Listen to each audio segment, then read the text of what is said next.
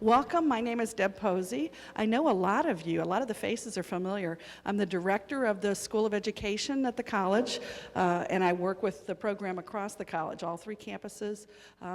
Mostly working with our teacher education transfer program, so a lot of you, I suspect, are in that program. I'm just curious, how many of you are in the teacher education transfer program? Cool. Thank you very much. And then we have folks from other students from other programs as well, I know, interested in the topic of the day, which is multicultural education. So we're glad to have all of you here. I'm not going to take much more time except to say, as you have opportunity, if you want to come down and join us, we're happy to have you, and you should have a folder. If you don't have one, there's some at some of these tables that you can grab. I'm going to turn the mic over, though, to Ever Greer, who is our partner. This program is being presented in partnership between the School of Ed and the Rockville Counseling Department, and Ever is going to introduce our program for today. Thank you. And yes, I'm Ever Greer, and I'm in the Rockville Campus Counseling Department, and I'm just going to take a little bit of time to tell you about Mr. Maz, or as he's known by some of his students, or Joseph Masiello. We've known each other for quite some time, and his visit to Montgomery College kind of came to be when I had gone to Wilmington, Delaware a few months ago to a play downtown Wilmington. And Mr. Maz met me after the play so that we could have dinner together. And as I was coming out of the theater, I was amazed at how many parents knew who he was and recognized him. And he had to stop and say hello and shake hands with a variety of parents as we were walking down the street. And that's the kind of person that he is. When we met a few years ago, I knew he was special because he had this joie de vivre, as the French would say, and this sparkle and this animation that made you just want to be a buddy of his. So we've known each other for a little more than 20 years, I think, and we've maintained good contact and good relationship. So last year, when we met for dinner, he was talking about his visit to Haiti, which I did not know he had made last summer. And he was explaining his experiences and what he learned in his growth. And I said, wow, this would be a great conversation to have during Black History Month. And he said, yeah, I like that idea. And that's how the beginnings of his visit to Montgomery College came. I came back, I talked to the Black History Month Committee. The Black History Month Committee said, yeah, we like your idea. And then, of course, I talked to Deborah Posey in the School of Education. She said this would be wonderful. So all of it kind of came together, collaboration and partnership. He's been a teacher for more than 28 years in the Delaware school system. And as of now, you know that he's Delaware Teacher of the Year for 2011. He reminds me of the teachers that I had when I was in public schools in Pennsylvania. He's a part of his community. He can tell you stories about the lives of the students in his class, and he has such a wonderful, wonderful, inclusive nature.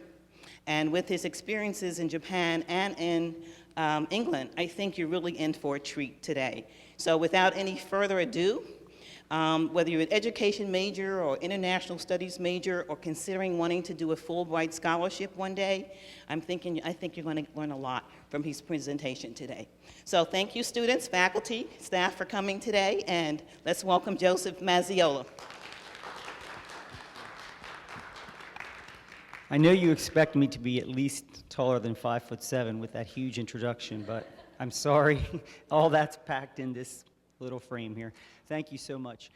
Before I start, I would like to thank Dean Darren Campen for inviting me to speak, Professor Ever Greer, and Black History Month Committee. Thank you so much. It really is an honor to speak about something I love. This is my 28th year teaching, and it's just amazing. And everybody sitting here, I know some of you are not planning on being teachers, some of you are. Hopefully, if you can take something away from what I say today, one thing, out of the whole entire thing that I say, if you have one thing, I think it's a successful morning. If you have more than one, that's amazing as well. I'm going to turn this on. I'm going to get the scary part out of the way first, and then we'll start. Okay, all you little young whippersnappers here, this can happen to you too. That was me. Okay. I'd do anything to have that hair back. Okay, I'd like to start. I'd like to tell you who's talking to you. and who I am, because I think it's really important. And I'm a person who has directly affected by my education, from where I've come and how I teach. So I'd like to start with that, and then we'll go on with my travels and how I bring multicultural education into my classroom. When I was in 3rd grade, we had 4 reading groups. Reading groups were very popular by bird names. We had the Bluebirds, best reading group in the class, top. Then we had the Robins. They were good readers as well. And then we had the Cardinals. The Cardinals were still okay readers. They really weren't as good as the other 2, but they were okay. And then there was my group. And I can't really remember the name of my group, but I will tell you the kids called us the Bird Droppings. Actually, they called us the Bird Poop Group, but that doesn't sound professional, so I'm not going to say that again, but we were called the Bird Droppings. And the reason we were called the Bird Droppings is because we were the lowest readers in the class. We were so low that we had to leave the room to learn how to read. And everybody knew, there they go. Where are they going? Now, I just said that everybody in the class knew that we were the lowest readers. It's not necessarily true. Because to be honest with you, I did not know that I was in the lowest group. And the reason I didn't know, as a matter of fact, not only did I not know, I thought I was talented and gifted. And the reason I thought that I was talented and gifted is because when I left the room, I was holding the hands of Mrs. Brabson. And Mrs. Brabson was the best teacher I ever had. She would take us out of the room and she'd bring us under her wing and she would bring us back to that class of hers. And she taught us how to soar above those other bird groups. I later learned that I wasn't talented and gifted. However, I did learn that my teacher was talented and gifted. She was talented and gifted because she knew that little group of kids. She knew that we were going to need so much more than reading. She knew that we were going to need the power of positive thinking. She knew that we were going to need to know to believe in ourselves. She taught us reading. But you know what she taught me? She taught me how to put my head up, put my shoulders back, and to walk back into that room of good readers and to be proud of who I was. That's what she taught me. She was and continues to be my hero. And she's my hero because she took the time to get to know her students, to get to know who was in her classroom, to get to know all of us, to get to know our backgrounds, to get to know what we believed in. And she picked out things that were very important to us, and she boosted us up. So I guess the big lesson for today with multicultural education is that you have to get to know your students and also get to know the teachers you're working with. This word here, multicultural education, that word scares the heck out of some teachers. And it's going to be your job to show them that it's not scary at all. You know, as an English language arts teacher at Cab Calloway School of the Arts in Wilmington, Delaware, I'm a person who loves the story with a lot of irony, twists and turns, excitement. Now, to tell you, my personal story, the one that's led me to the Delaware Teacher of the Year, it's as ironic as you could hope for in any tale.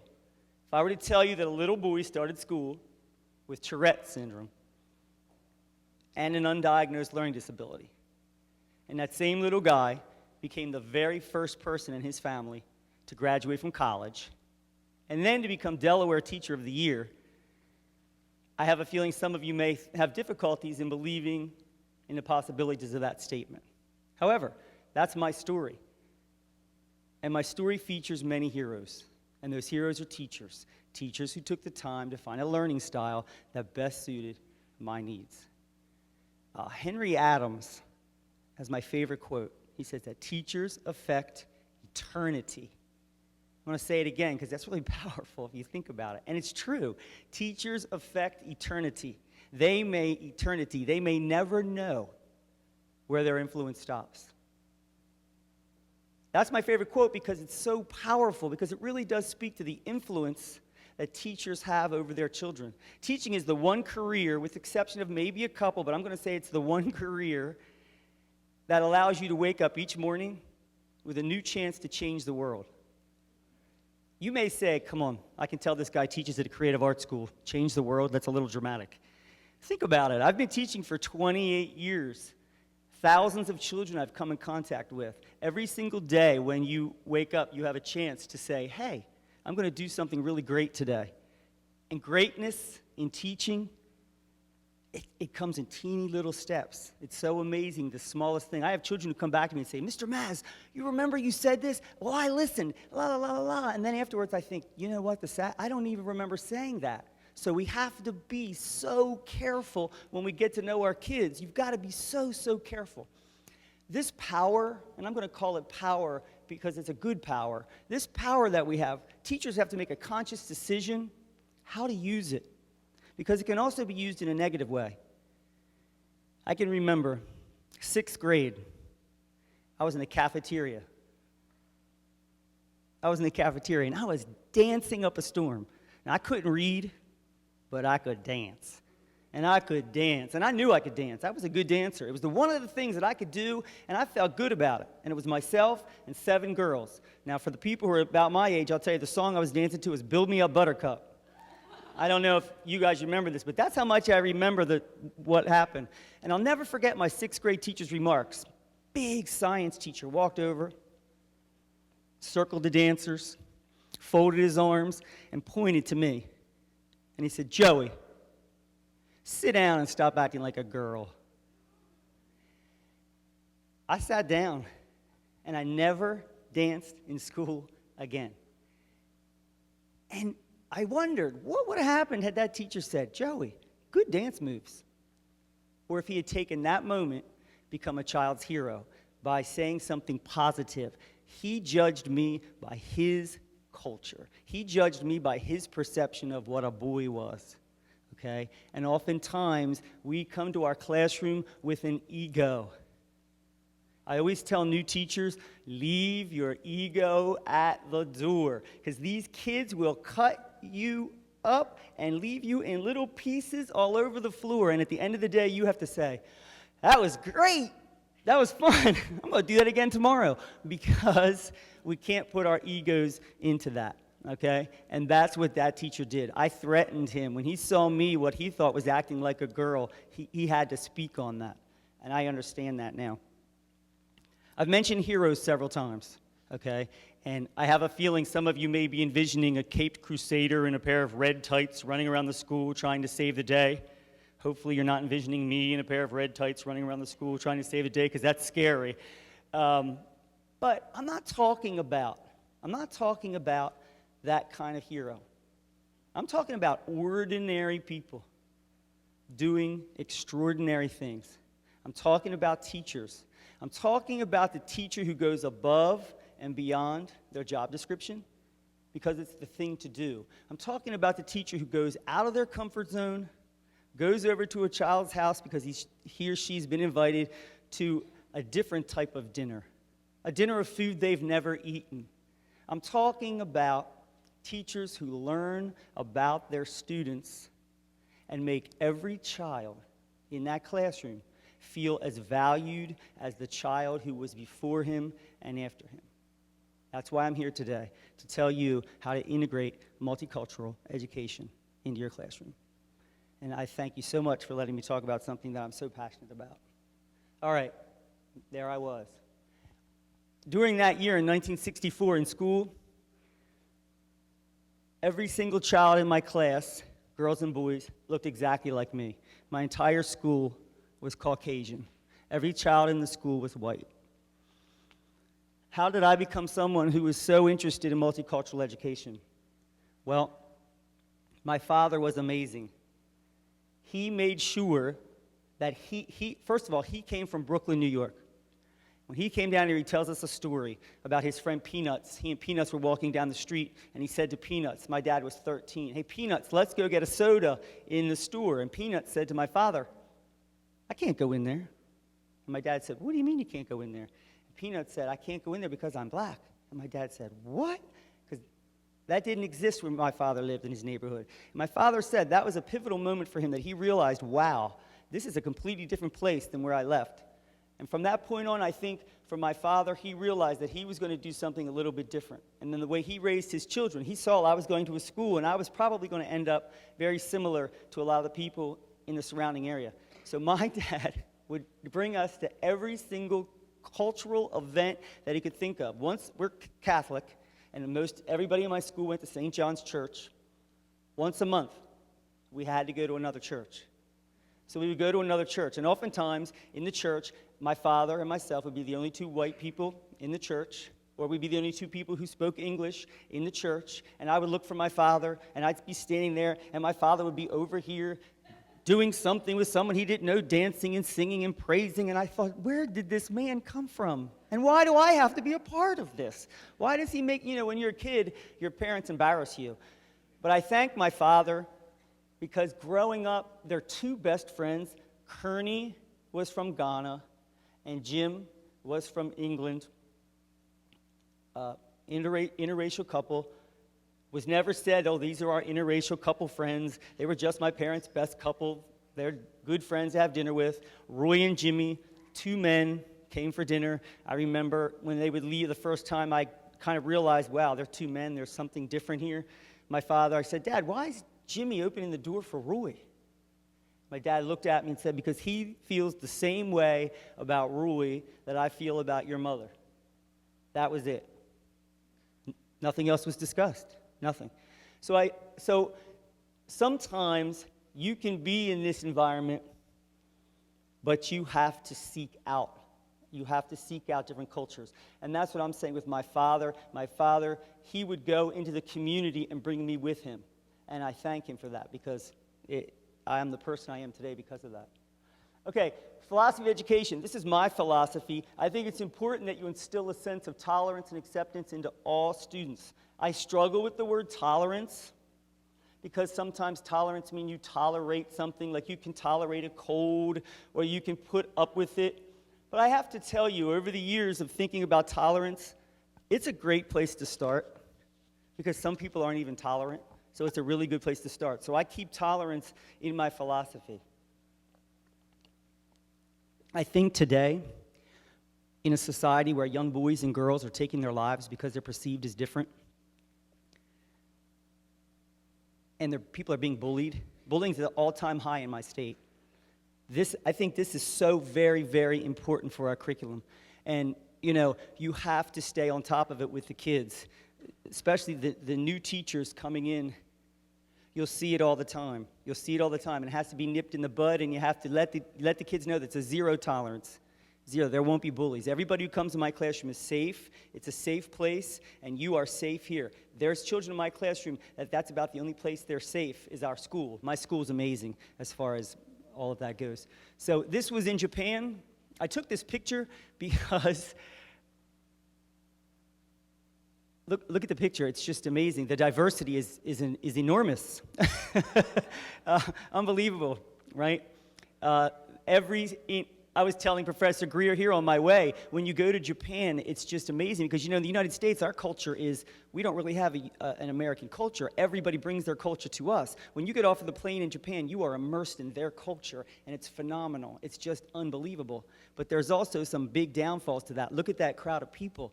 I can remember they were individual because of their socks. They would wear different socks, and that was it. Sneakers, everything the same. So I really think that acceptance and tolerance is so, so important. Okay, this is something I hear all the time. And I wrote agree or disagree. I'm going to read it. You can read it as well, I know. And see if you agree or disagree. You don't have to raise your hand, and then I'll tell you what I think. I don't think of my students in terms of their race or ethnicity. I am colorblind when it comes to my teaching. Okay, this is a statement I hear all the time from teachers in my school who are nervous and they're afraid, because I come up to them and I say, we have a teacher in my school, and he plasters his room, he's an incredible teacher, with Christmas decorations all over the place. Christmas balls, trees, the Santa Claus that goes like this, when you push him, and it's a nightmare. But it's Christmas everywhere. I love Christmas. But I say to him, Frank, you've got half of your children in your classroom who don't celebrate Christmas. He says, I know, but I do. Okay, when I bring something up, this is what I hear. Okay, I tell them, if you're colorblind when it comes to your teaching, you're missing out on so many opportunities. You're not a racist, Okay? He thinks it's racist. You're a racist if you look at someone's color or if you look at someone's background. You're more of a racist if you don't, because you can't ignore it. It's a part of you. If you find a child's background and you bring it into the classroom and you share it with the group and you share it with the other children and you embrace it, that becomes a great thing. But if you do this, you devalue the children. If you put up all Christmas decorations in your classroom, and you have one child in your room who celebrates Kwanzaa or Hanukkah or the winter solstice, you are not valuing Christmas. You are devaluing that child's holiday, and you are devaluing that child. It's only one child. Okay, well, I'll get back to that. The benefits of multicultural education: they eliminate the crux of stereotyping, prejudice, racism, bigotry, homophobia, and sexism, and I could probably make that list go on and on and on. I'm going to get back to that one baby, though, that one child in the classroom. Some of you have heard this story, but I have to tell it because I think it's beautiful. A man is walking down the beach, and he sees this little girl, and she's on the beach, and she's just going crazy. She's dancing around, and he said, "Good Lord, that little girl's got more energy than 3 people." So as he's getting closer to her, he looks and he says, "What's she doing?" She's reaching down here and she's throwing something into the water. So he gets up to her and he realizes there's starfish all over the beach. And he says to the little girl, "What are you doing?" She says, "I'm throwing the starfish back in the water." And he says, "It's not going to make a difference. What? There's thousands of them. You'll be here for weeks." She picks up another starfish, she throws it into the water, and she says, "It just made a difference to that one." We're not going to get to every single child, but we'll get there a lot quicker this way than just doing what we believe in our classroom. If we look, I have an interest inventory and a holiday inventory. I'll tell you about that in a second, how you find out what you need to put up in your classroom. But I love that story because that little girl, she knew what she was talking about. It's going to make a difference to that one. If you did it, and you did it, and you did it, and you did it, and you did it, that's a heck of a lot more than one. Okay? So I always think of the starfish. Plus, that girl couldn't be any cuter. Look at her. She is adorable. All right. Okay, and this is the only thing I'm going to read like this, I promise. I don't like it when I go to a workshop and they read to me, but I just think this is powerful, but I have to tell you, I would not read this to somebody in your school on the very first time you're trying to get a multicultural curriculum going in your room. I wouldn't do that, and, you know, this is the, first of all, it's from James Baldwin. If you know about James Baldwin, it's going to be a little controversial. He says, it's multicultural education in school. There's 4 characteristics, okay, and these 4 characteristics came from a organization called the Morris Dees Center, and it is teaching tolerance, and I'll show you that magazine in a second. But this says, what passes for identity in America is a series of myths about one's heroic ancestors. It's astounding to me, for example, that so many people really appear to believe that the country was founded by a band of heroes who wanted to be free. That happens not to be true. What happened was that some people left Europe because they couldn't stay there any longer and had to go somewhere else to make it. That's all. They were hungry. They were poor. They were convicts.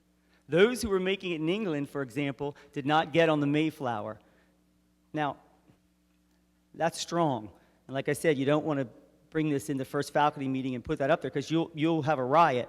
Because there are people in the classrooms today who are still teaching Christopher Columbus sailed the ocean blue, 1492, la, la, la, la, la, and you may have to be teaching that. You can't go into your classrooms and dictate what you're going to teach. You're going to be teaching what they tell you to teach.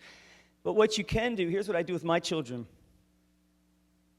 If I had to teach a lesson on Christopher Columbus and I had to follow exactly what the textbook said, I would do that because I have a mortgage payment and I have a car and I have people who love the gifts I give them at Hanukkah, Christmas, Kwanzaa, and all the other holidays that we celebrate. However, I would do this. I would talk to my kids and I would say, okay, Christopher Columbus says here that Christopher Columbus discovered America. When Christopher Columbus landed in America, there were people on the shore. Who were those people? And we talk about Native Americans. And we say, how do you think the Native Americans felt when they saw Christopher Columbus coming? And now Christopher Columbus discovered America. Can you discover something when someone's already been there? So what could we call it instead of discovering it? What could we call it? Maybe he found America, or he located it, or he stumbled upon it. So you can get around your curriculum, but one of the characteristics is you have to have true multicultural curriculum. I'd say this is your biggest stumbling block in the school, because you can't go out and purchase your curriculum, okay? But you can do tons of great things besides this. You can bring in all of the culture from the surrounding area, and for me, it's always been about my trips, okay? Whether I went to Australia and danced in the outback and did Dreamtime paintings with the Aborigines, or whether I went to England. I lived in England for a year, and from there I used that as my jumping post and traveled a lot. I went to Japan, and as you know, I just got back from Haiti, and we'll get into Haiti in just a second. All right, so I just want to go over the other three characteristics quickly, but I think this is the most important one. Administrative support, teacher training and mentoring, and a safe, accepting environment. The first 2 and 3 are obvious. You'll get nothing done in your school if you don't have administrative support. I have an amazing administrator, and she just thinks I'm crazy, because as soon as I walk in, she says, "What now? What do you want?" I think you have to keep your administrators on their toes, but you have to walk a fine line. Like I said, you need that paycheck. No one teaches for the money, but we have to live. Teacher training, mentoring, you have to get someone in your building who is willing to take a training class and be mentored. But the fourth one, in your packets, you'll see a thing called Planet Unity. It's a play. I just want to talk to you about that just for a second. If you could find it, it's a typed up play. It looks like this. Planet Unity 3000. And if there are spelling errors, forgive me, my 8th graders typed this up. This is totally their project, so please forgive me. I checked it. I don't think there are any spelling errors. Okay, I just want to tell you how this was developed real quick. We were having some problems with a group of girls in my class. 2 of the girls were African, and 2 of the girls were African American. And they came to my classroom, and they said, "Mr. Maz, we're having problems in the cafeteria." And I said, "What's wrong?" And they said, "We're being called names that we don't like." So, I don't need to tell you the names that they're being called. However, we stopped that right there. So I said, "Okay, let's have a conference. Let's get together with the girls, and we'll have a conference, and we'll talk." And the girls were petrified. They said, No, we can't do that." And I said, "Well, why can't you do it?" And they told me they were uncomfortable, they didn't want to be bullied. And I said, "All right, this is what we'll do." So we wrote a play. I've often found that when we're talking about one particular person in my classroom, one group of people, whether it's something about anti-Semitism, or whether it's somebody who's from another country who's come here and doesn't speak the language in my class, whatever it is, that one person or that group of people always seems to squirm in their seat.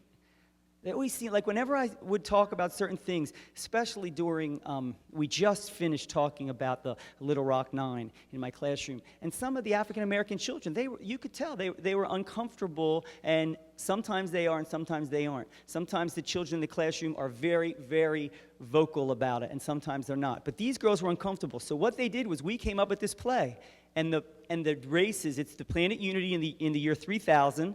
And what it is, we've got a group of people called the zebras, we've got a group of people called the red people, and the yellow people. And we went from there. So the zebras had stripes. The red people, the nasty word for the red people was raspberries. And somewhere during there, they go, "Yeah, why don't you be quiet, you raspberry?" And the yellow person said, "Raspberry? You did not call me a raspberry." So that opens it up so for all of us, and we don't have to say the words that we all know hurt each other. So then we could say, how do you think they felt calling each other a raspberry?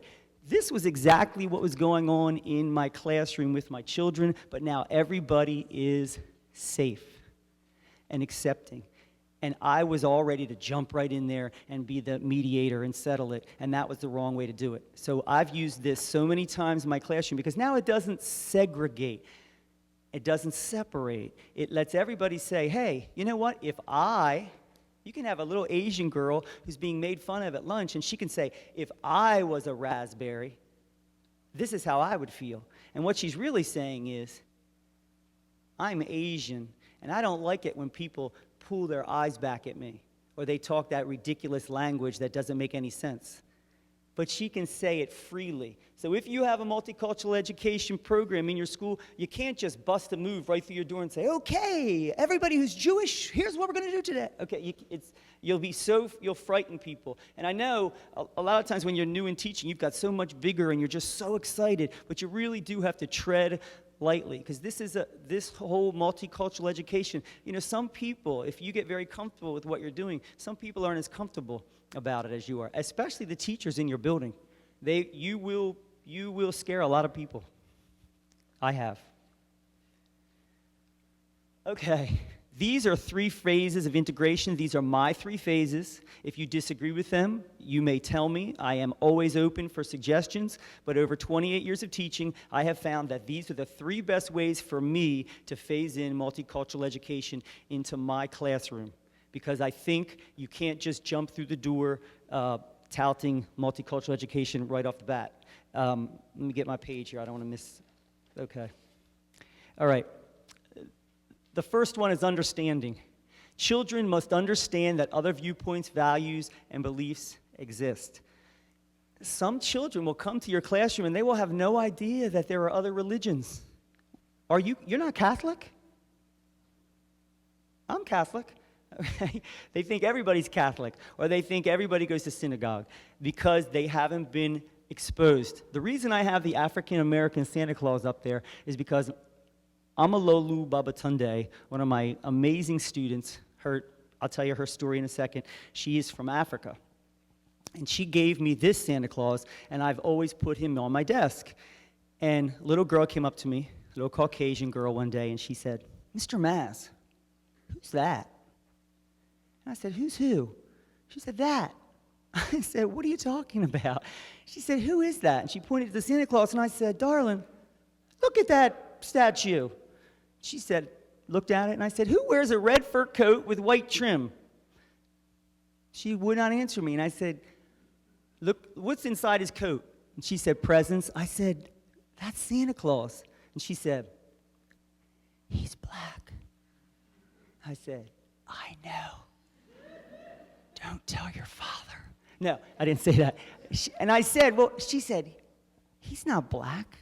And I said, "Well, the Santa Claus that you believe in might not be African American, or might not be African, or might not be Chinese. But guess what? Amalolu Bubba Tonday gave me that as a gift. Her Santa Claus is not only black, he's African, because she's from Africa." And it hit me. I thought, you know what? She had no clue that Santa Claus could be of color. None. Because she had never seen that image. And it's really important that we first start off basic with our kids. We have to find out what they know first and what they understand. So the children have to understand that viewpoints and the beliefs exist, and that other people are not always believing what you believe in. Amalolu Bubba Tonday, her father was a king in Ghana, and he came here to work at the University of Delaware as a professor. And he had these beautiful markings on his face from all the way back to his ears on both sides. They were scarring, and they were gorgeous. Well, Amalolu walked in school, and she was the proudest little kid. She just walked like she knew who she was. And she would tell me about her father all the time. So Mr. Bubba Tonday, Emmanuel, he came in one day to bring Amalolu, and I couldn't wait to meet him. Walked into my classroom, and the kids went crazy, laughing, saying things. Ew, ew. Amalolu was deflated. It killed me. Because here's Amalolu with her father, who's a king in Ghana, and he's being made fun of in my classroom. Plus, it hurt me because I thought, wow, here I am, the multicultural teacher who likes to integrate things. So I said, that after school, I talked to Amalolu, and I said, "Can I have your phone number?" So I called her father, and I said, "Can you come in to talk about your markings? I want my kids to know about them. I want them to know why you have them." He came in 2 days later and gave an entire 45-minute talk to the whole 6th grade about his markings. And again, Amalolu put her shoulders back, and she said, "My dad's a king." And the kids understood that. I want my kids to know that what's different is not bad.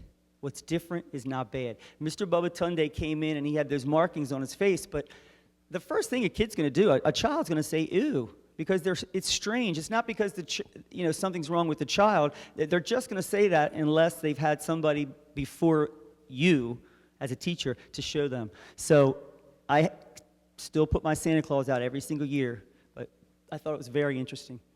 Okay, and this was just going back to what I said before. Don't just put up one decoration in your classroom. Don't put up any. It's really better not to put up any unless you know what your children celebrate. And maybe pick a month, okay? And this might sound not right or politically incorrect, but I'm going to say it anyway. Sorry, Ever. You're going to say, here he goes. Don't pick Black History Month to put it up, okay? Don't pick Black History Month to put it up, and worst of all, don't pick the next month to take it down, okay? Because that's just as bad as not putting it up at all. It's a start. It is a start. But do some research. Find out what your children celebrate. My room, people come in my room and teachers say, what is that? Like this here. This is a new addition, the little girl hugging the moon, because I know that one of my children, she celebrates the winter solstice. And she told us about her. I knew nothing about it. That's another thing. Don't be afraid. If you don't know anything about it, ask. I always tell my kids, I don't know. I was raised as a Roman Catholic, and I went to church, and every Sunday. I don't know anything about a lot of traditions, but you help me. So your classroom should definitely, if you walk in your classroom and it represents you, it's probably not friendly to everybody. Okay. Oh my. This is the second phase of integration. After the children understand that people do have viewpoints, this is what I think is the second phase, acceptance. Now, children are willing to accept the fact that there is room for all of us at the table and no one is devalued because of this belief system. You will find a lot of people say, no, Jesus is this. Buddhism is this. Oh no, you can't be this if I'm this. Okay, when we get to this point, the children realize that there's room for your ideas and there's room for my ideas. And guess what? Your idea doesn't make my idea any less. Your idea is okay, and so is mine. I show this slide to my children because I stayed with a family, and we went to a shrine, and we prayed at the shrine, and they were Buddhists. And I told my children, I still walked away the religion. I'm Methodist. I left the Catholic religion. Sorry to tell you, but I did. And I tell my children, I'm still a Methodist. But I rejoiced in that situation. I ate with them, I had tea, and I bathed. I know that sounds a little scary, but if you bathe in Japan, they tell you if you bathe and you have rice. Okay, in this family, we went to the Ruikan, and we don't actually go in a bathtub, but we went to the Ruikan and we had rice, and they told me that I was part of their family now because I was doing their traditions. And I tell my children, when I left, I was the same person. I'm just embracing their culture, and you can embrace the culture as well. Okay, and the third phase is, there's going to be another worksheet I just want to show you real quick. This is appreciation. Once they get through the first phases, then they can actually appreciate different cultures, and they can embrace them, and they can participate in activities within the school and feel good about it, and not say, I'm right, you're wrong. They can say, hey, isn't this great that I do this and you do that? So I think that's really, really important. And those are the three phases. Okay, and in my classroom, I say once appreciation occurs, children are willing to embrace the different cultures of our world. This is this year, actually. I don't dress like that, but on Fridays, we can pay $5 to wear jeans, and it goes to a good cause. That was Friday, and I felt like wearing jeans, and I think I had $5 to spare, so I wore my jeans. But we've just finished a unit on Japanese traditional dress. And that was a kimono that I purchased, and that's Shanti, one of my kids, Shanti. And we were talking about kimonos. And if you look in your folder, you'll see an empty pattern of a kimono, and you'll also see a worksheet about the kimono. And this is another way that I brought, after my trip from Japan, this is another way that I integrated some of the cultures of Japan into my curriculum. We talk about long sleeve kimonos and short sleeve kimonos and unmarried women and married women and the different materials. Is the kimono lined? Is it not lined? Is it a fancy kimono? Is it a wedding kimono? Is it a spring material? Is it not a spring material? Can you tie it to the left over, or you can tie it to the right? Because if you tie it with the right side over, it means that you're not alive, because when you're buried, you tie it to the right side. So I tell my kids, you know what, it's important. If you see someone walking down the street and they're wearing something different than you have on, I don't want you to say, ooh, that's weird, or that's ugly, or why are they doing that? Every single thing that people do usually has a purpose. We just have to find out what it is. And that's why I do this. And after we do that, I have my children design their kimono. And they can't just spray flowers on it. They can't just design colors. They have to do their kimono according to what they believe in and looking at the designs and what they mean. Because then we have a fashion show. And the fashion show we put, in my school, we have a little amazing machine that brings things to life.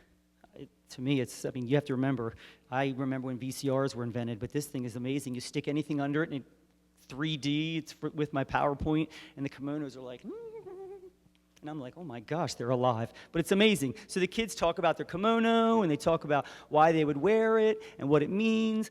And now they have an appreciation about something in the Japanese culture and how wonderful it is. And wow, that's not just a kimono. It has a purpose. I had a girl come into my classroom yesterday. She had a head covering on. And I'd seen her every morning in the cafeteria, and we had just done a story about a girl in Afghanistan who could not go to school because of her gender. She was a female, and she had acid thrown in her face. And we were comparing her to one of the girls in the Little Rock Nine. And the girl in our story looked just like the girl in our cafeteria, had the same head covering. So I went to her and I said, can I ask you a question? She said, sure. And I said, how uncomfortable or comfortable would you be coming into my class and talking to my 6th grade kids about your head covering? Oh my gosh, you might think I offered her $100. She said, I would love it. I would love it. Because I didn't know enough to talk about it. And I didn't want to research it. I wanted somebody to come in who's wearing it. So this was yesterday. So she spent the day in my class talking about her head covering, and she also told my children that she was able to choose to wear it. My kids all thought that all these people were enslaved and they had to wear this, and their parents picked their husbands. And I said, listen, my kids are going to ask you some crazy questions. They were great. She left, and I said to my kids, what do you think? It's not as scary as you thought it was it? So I think as teachers, what we need to do is we need to seek opportunities as well. So when I saw that young lady in the cafeteria, she fit what we were doing in the classroom. So I brought her in. And I think those opportunities are always around. We just have to keep our eyes open, and we have to say, okay, and people love, I have learned over the 28 years, people love to come in your classroom and talk. They love it. You got to get up and stop them sometimes. But they really do like to come in and talk. And your community is the greatest resource. It's amazing, amazing. So just look right out your door and you'll see people who'll be willing to come in. All right, and these masks were masks from when I did a Dreamtime stint in Australia, in the Outback. And we were talking about different types of painting. Now remember, I'm in a creative arts school, so it's easy for me to integrate the arts and the academics. We're expected to do it. And I know a lot of times you can't do this all the time. But with this, we were talking about Dreamtime painting, and every dot means something. And I want my kids to know, these are not randomly placed dots. Every mark means something. Okay, Haiti. I know you're probably saying, I thought he went to Haiti. Where's that? Okay, let me tell you how I got involved with Haiti, and then I'll tell you how I integrated it into my classroom. I'd like to stand up here and tell you that it changed my entire life. It did not change my entire life. However, it changed my entire perspective. I recommend it to anybody in this room to go somewhere where they have nothing. And I don't mean a little of nothing. I mean nothing. It's unbelievable. When we left Haiti, we were supposed to leave all of our clothes. Except what we had on. I wasn't flying home naked, don't worry. But we were supposed to give everything to the people. Well, I gave everything, except I brought a pair of shower shoes. And Anybody here who wears those Nike shower shoes? These are like my favorite Nike shower shoes. And I had them for a year, and my footprint was in them. And, you know, you get in them, you're like, oh, man, I'm home, you know? So I snuck them in my back pocket, and I had them here, and I had my shirt tail. You know, I'm over in Haiti doing what I'm supposed to be doing, and I'm trying to steal my own pair of shoes, which is ridiculous. So as I'm leaving, one of the women, she was a dentist, she said, Joe, what's in your back pocket? I said, what are you talking about? I don't have anything in my back pocket.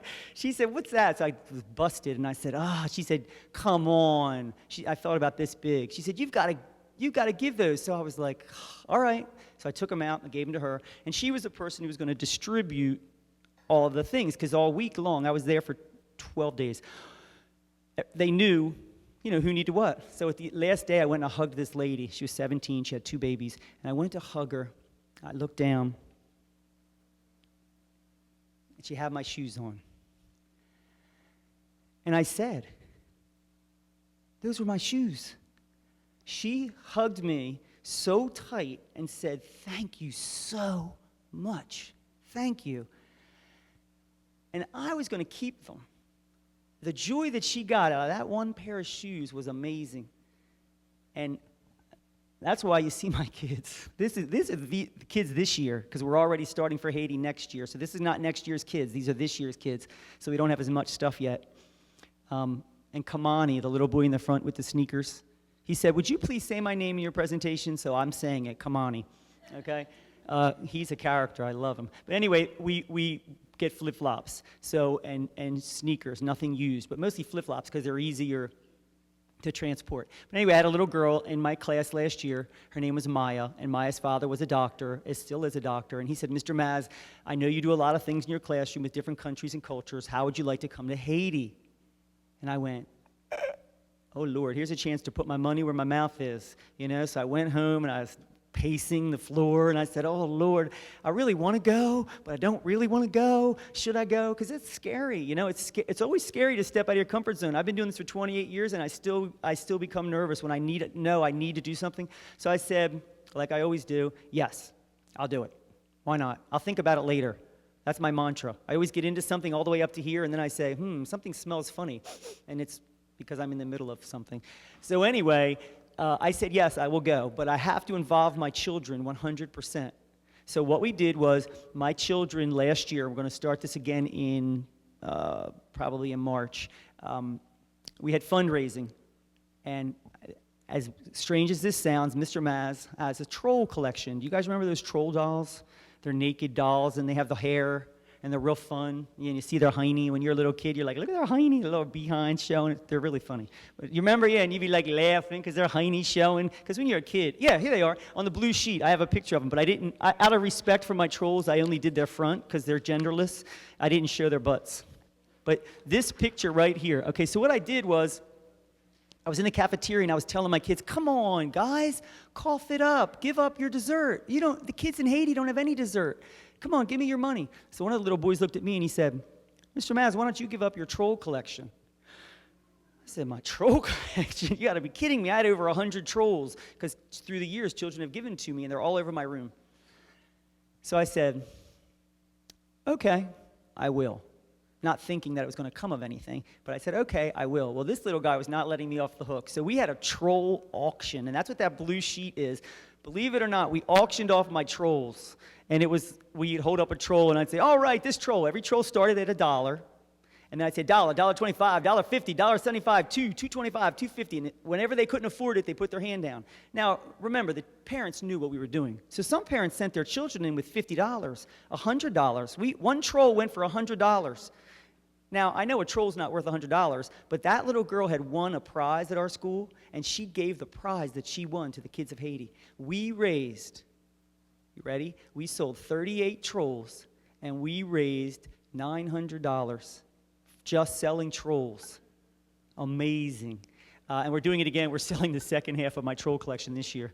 So I'm really very sad about that, to tell you the truth, but what can you do? But anyway, so we set up a website. You guys who are just starting, you're going to be so good at all this kind of stuff. But you have to remember, I'm petrified. You want to see a grown man cry? Put me in the room with electronics, and this PowerPoint and all that. I know you guys, it's easy, but for me, this is a nightmare. Seriously, I just got a smart board in that machine that makes things come alive, and I had to come into school every day for like 3 weeks by myself and sit there and practice. But what we did was this. First of all, I called the news journal. I called the newspaper for everything I do, because then you reach everybody. That auction, we had people who had no idea what was going on in there watching it, and it was in the paper the next day. I call the newspaper for everything, because if it's something we're doing and it has to do with helping somebody else in the community or in another country, I want the neighbors to know what the kids are doing. So always call the media. And let me go to this next slide here. Okay, and so we set up a website, and the website was called Cab for Haiti. So my children were actually able to follow my trip to Haiti. Every day I would take pictures and I would post them on the website, and the kids would write back, "Mr. Maz, that little girl was using my beads." We had about 13 cases of beads, but somehow she recognized her beads and she said, "They're using my beads." But you know the nice thing about this was that the children in Haiti, they don't want sympathy. They don't want you to feel sorry for them. All they want is for you to understand that they are there and that they want you to do whatever you can. But they don't want you walking away feeling guilty. And the whole time I was doing this, I was telling my kids, don't feel guilty, because my kids would say, "I feel bad."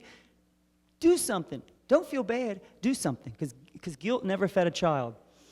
So they followed our trip. To me, that was more important than me going.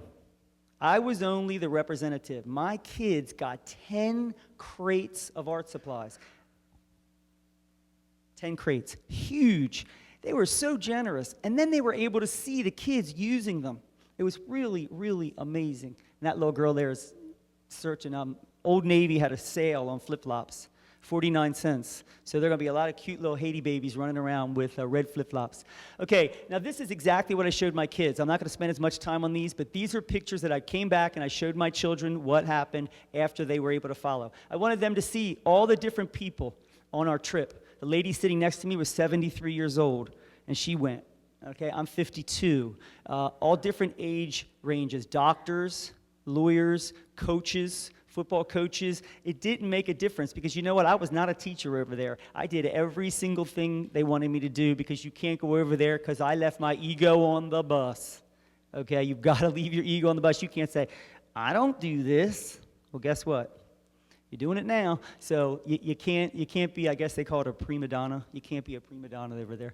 So I just wanted my kids, see the little guy all the way in the back, the two little heads? They were two children of the doctor's children. And so that was nice too, because they were able to blog to my kids and tell my kids what was going on over there. So they had a perspective of the children. So I think it's really important when you do something like this that you involve the children. If you take a trip, bring your camera, bring your your computer, laptop, put them up. It's amazing. Today, it's so easy. Our neighbors are in Haiti. It's amazing, and the kids know that. The kids are much more savvy about all this than us. Those are all our crates. That's in JFK Airport. You should have seen when we got to Haiti, and we took these off out of the airport, and we each had to carry 2 and push them. Wow. The people in Haiti have nothing. And here we are with what's in those cases. We were bombarded by people trying to get to us, to see what was in there, to get money, to help. It was amazing. It was just amazing. And it really showed you how much we didn't have. This was the sign that was waiting for us. We stayed behind there. There was a man to the left of the sign with a gun. He stood by our door the entire time. Very sad. But he was our guard. They had to hire a guard because they knew that Americans were in the house, and very small number, very, very small number in the population that we had to worry about. Very small, but you still had to worry about it. And they had a guard. I never once felt unsafe, not once, never. And we walked at night back and forth, and never felt unsafe. This is when we were walking around from the airport. This is was typical, pretty much what we saw. And that top floor. See the top floor up there?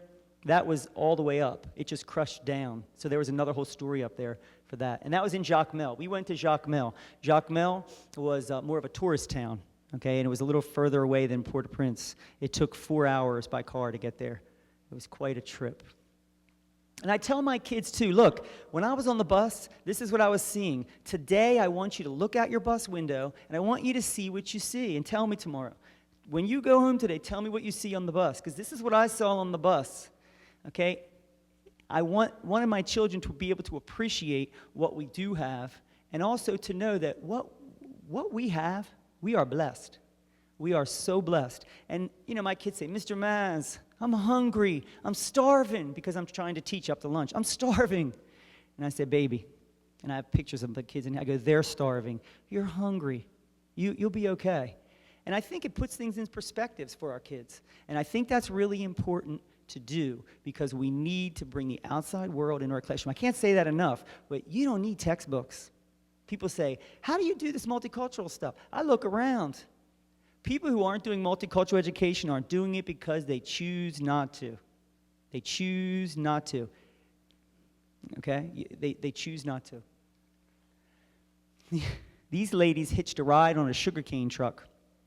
They have nothing to do with the truck, nothing to do with the sugarcane. They just hitched a ride. While we were stopping, we saw them ask them gentlemen if they could hop up on top of the sugarcane and take a ride to work where they were going. And that's how they got to work. And I asked my kids, how does your mom, raise your hand how your mom gets to work. I want to know. And some kids say that she takes a bus, she takes a subway, she walks, my daddy drives her, or my mommy drives my daddy. And then I say, and look, right now as we speak, there are people in our world who are sitting on top of sugarcane going to work. Is that good? Is that bad? No. It's different.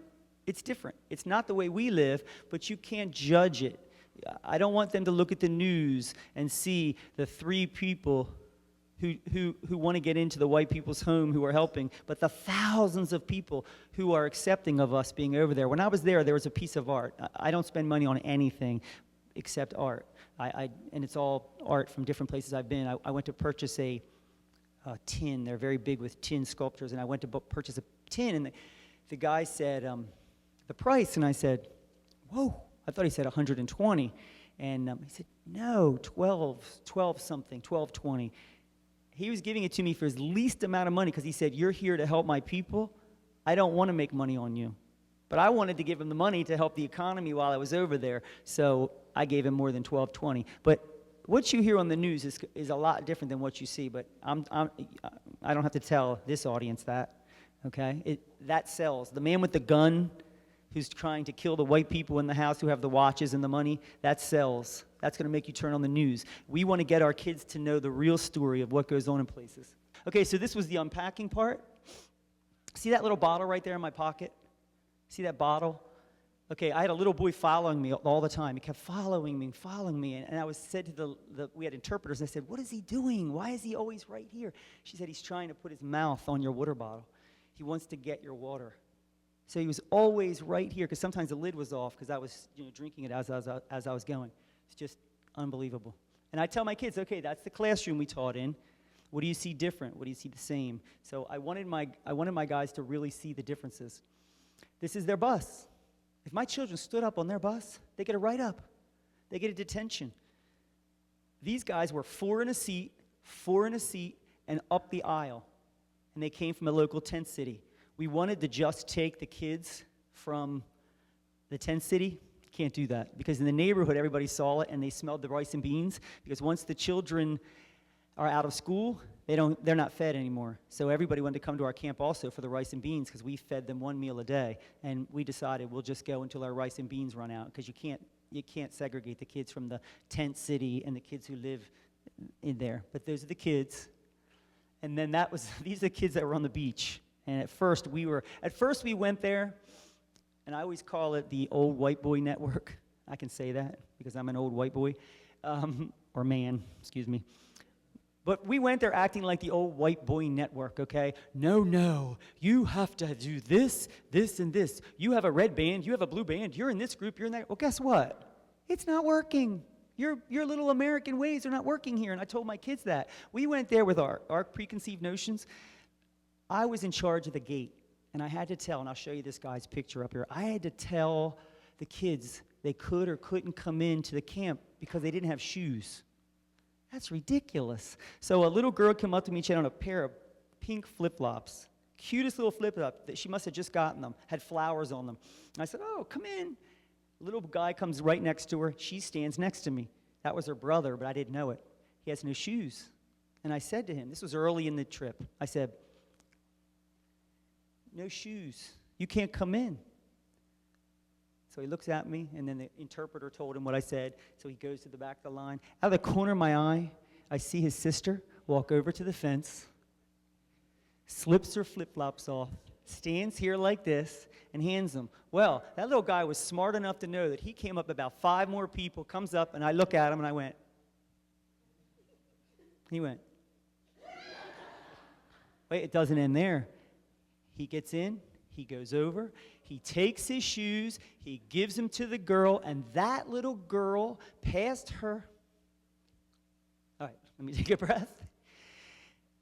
That little girl passed her shoes to every kid in that line. And she got every kid in. We had big boys in her flip-flops. She got every kid in, and I wasn't about to say it because I said, you know what? I'm not going to do the old white boy network here, and I'm not going to try to, it's ridiculous, you know? And the shoes didn't make a difference. Good Lord, they don't even have clothes. We had little boys coming in with shirts on. Just shirts, nothing else. So that was amazing, and we just ignored it. The next day, there were no rules. If you could get in the door, you could get in. Okay, that's just the first day of camp. And then we had these popsicle sticks. All my kids donated all that wonderful stuff.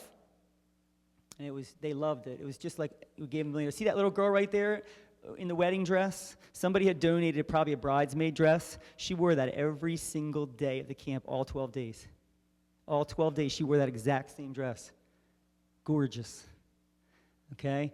And, you know, I tell my kids, they're just like you.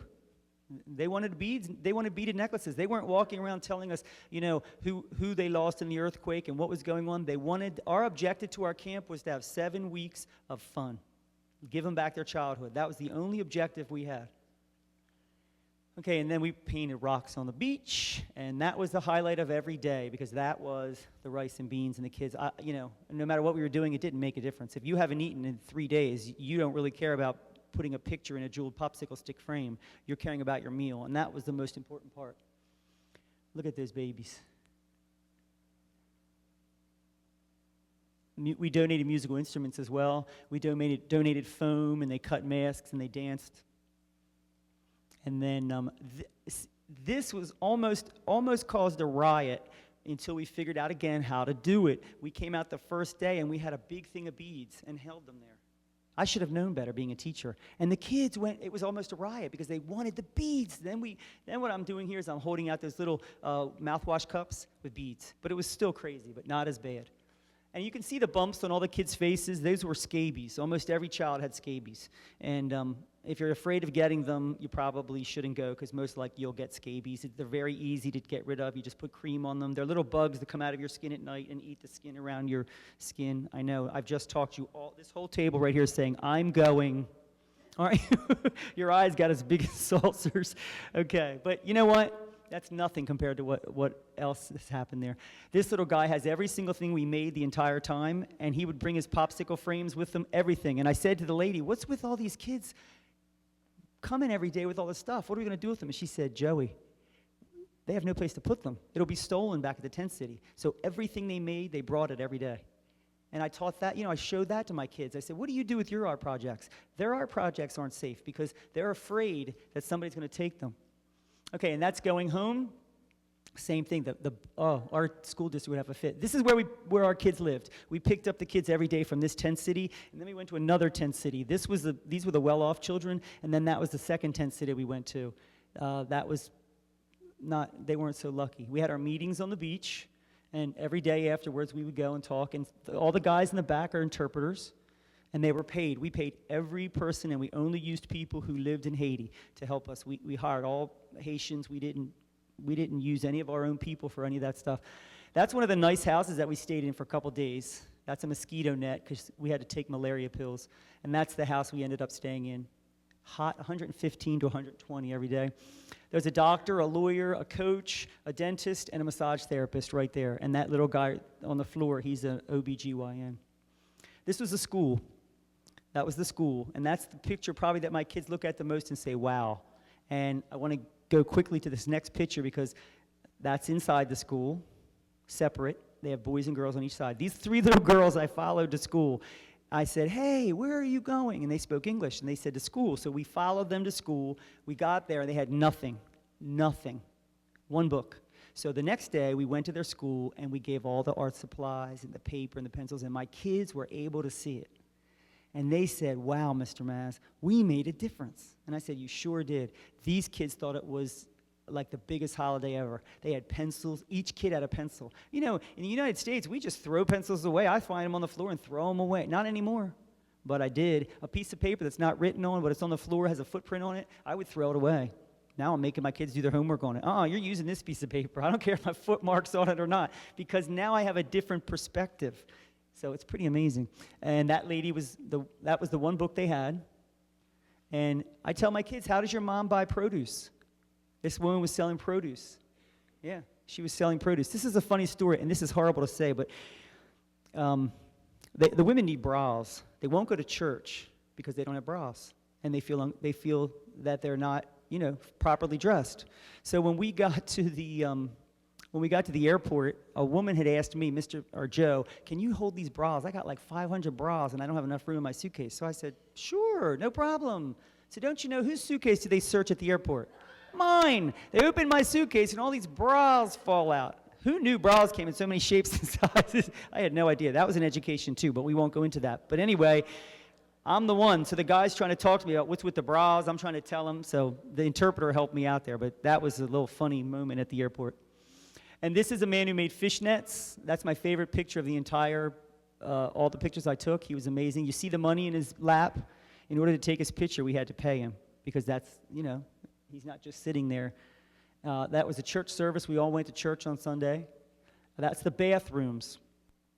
I tell my kids that most of the kids didn't use it. They all went to the bathroom on the outside. I was asked to control a group of kids because they were going crazy, and they said, Joe, you got to help us. This was the first day. What are we going to do? They're not listening to us. Da, da, da. So I used what I know. I think as teachers, you have to use what you know. And I went over, and I know a little bit of French, and I know a song, O clair de la luna, moro mi perro. It's a French song. My grandmother taught it to me. So I went over there singing it as loud as I could, and I was dancing, and then I went, hello, bonjour, hello, bonjour, hello, bonjour, goodbye, au revoir, and that's what I did, and I was dancing. Later, one of the Haitians said that they're running around the tent city saying there's a crazy white man at camp dancing and singing to everybody, because I guess men in their culture don't do the whole shaky, shaky, shaky, but they were teaching me that, so I was doing it. What they were doing is, I think, making fun of me, really, and thinking this nut here is doing everything we tell him to do, but you know what? It was amazing, and I wouldn't change it. And if they got a good laugh out of it, that's good. All right, let's see. You can't see the little girls in the middle dancing. They're dancing with me, but I pick one up in a second.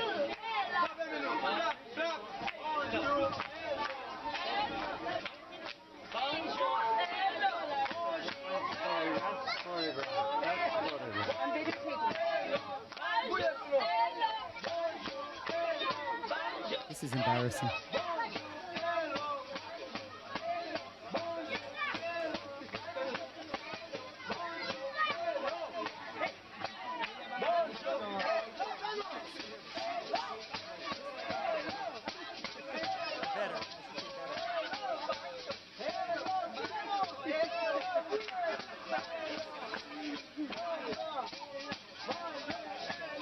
So cute.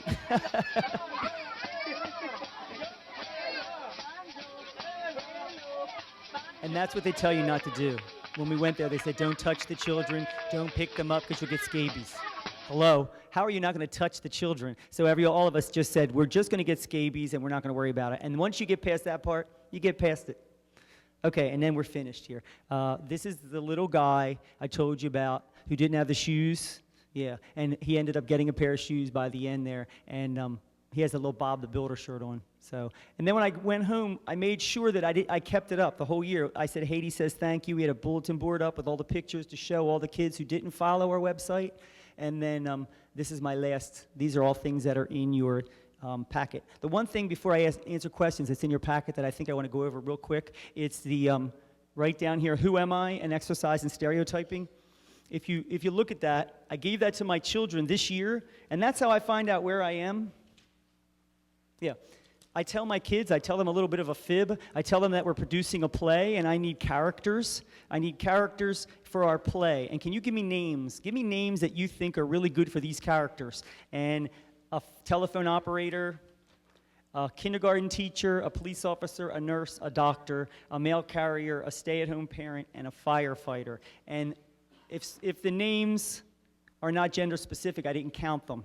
Okay, so some names like Chris, I didn't count Chris, but if it was Mary, I knew it was a female name. I want to know where my children are as far as sexism and gender and what I need to work on. And my kid's telephone operator was female 20 and male 24, which is more, and I think that has to do with now a lot of 1-800 numbers. When I call, I do get a lot of men to help me with the computers and things like that. So I think, because this just changed over the years. But then we have a kindergarten teacher, female 40, male 4. We have police officer, female 6, male 38. Nurse, female 39, male 5. Doctor, female 7, male 37. Isn't that amazing? Mail carrier, female 2, male 42. Stay-at-home parent, this is sad, but female 38, male 5. And then the last one, firefighter, female 1, male 43. So I guess in closing, what I would like to say is, I'm going to go back to the very beginning. Henry Adams once said, teachers affect eternity. They may never know where their influence stops. The way in which you choose to influence your children is up to you. Will you let them dance, or are you simply going to ask them to sit down? Please let them dance. It's so worth the effort. Thank you.